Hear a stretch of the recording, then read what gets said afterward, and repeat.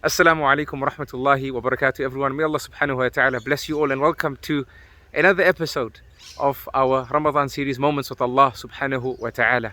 I'm still in Brisbane, mashallah, at the home of my wonderful hosts. May Allah subhanahu wa ta'ala bless them. They've really made me feel at home. Uncle Iqbal and Auntie Fazila, may Allah subhanahu wa ta'ala bless them both and bless their home. Mashallah, tabarakallah. I am in their backyard and I think you can hear around me the wonderful birds, and also you can see around me the flora and the fauna, subhanallah. And as we've been doing this after Fajr walk this morning, I couldn't help but feel the verses in the book of Allah subhanahu wa ta'ala. In the 4th juz, Allah subhanahu wa ta'ala says, إِنَّ فِي خَلْقِ السَّمَاوَاتِ وَالْأَرْضِ وَاخْتِلَافِ اللَّيْلِ وَالنَّهَارِ لَآيَاتٍ لِأُولِي الْأَلْبَابِ.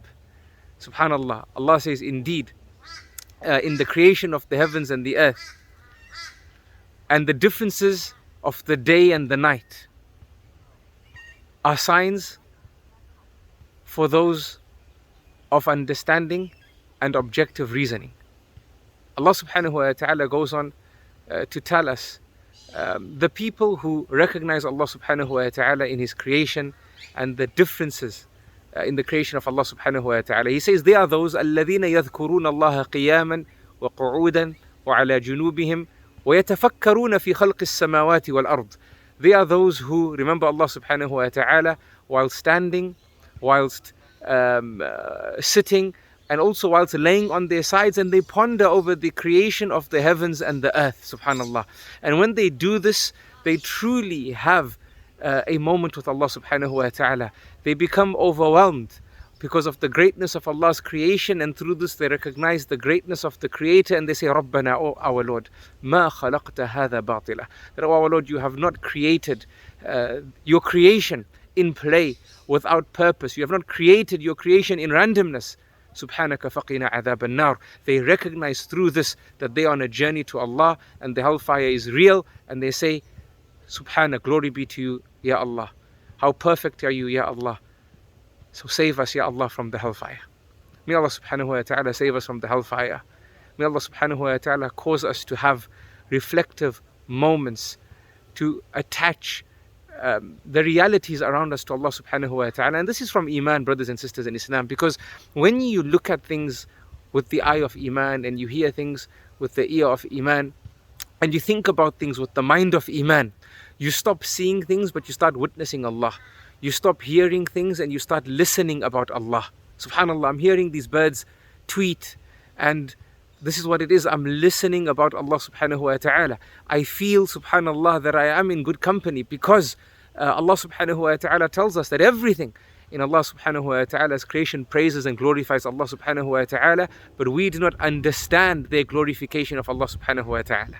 Right? So here I am after Fajr, mashallah, in this massive backyard spanning at least 170 meters, surrounded by all the different plants and trees which they have planted themselves over the years, and their wonderful explanations about each plant and its place in the garden, in this backyard, and what it contributes in terms of beauty, in terms of benefit to the overall makeup of the garden, and then listening to the birds tweeting, and then you also, as you go through this, you are remembering Allah subhanahu wa ta'ala with your morning adhkar. You can't help but feel one with the creation of Allah subhanahu wa ta'ala, that together we are having moments with Allah subhanahu wa ta'ala. And this is what it's about, brothers and sisters in Islam: witnessing Allah from that which you see, listening about Allah from that which you hear, understanding Allah from that which you know. May Allah subhanahu wa ta'ala grant us goodness in this life and grant us al-firdaus in the hereafter. May Allah bless our Ramadan and make us a people that have moments with Allah subhanahu wa ta'ala in our blessed month and beyond. I leave you with these words to ponder over. Please pray for the Ummah of Muhammad sallallahu alayhi wasallam. Pray for the scholars, pray for the du'at, and pray for those, subhanallah, the organizations and the families that facilitate da'wah taking place. They are hosts to scholars, they are hosts to students of knowledge, they are hosts to du'at, and they work in earnest in making sure that events dedicated towards developing the Ummah of Muhammad sallallahu alayhi wasallam continue to happen and take place. I love you all for the sake of Allah, and until next time, salamullahi alaykum wa rahmatuhu wa barakatuh.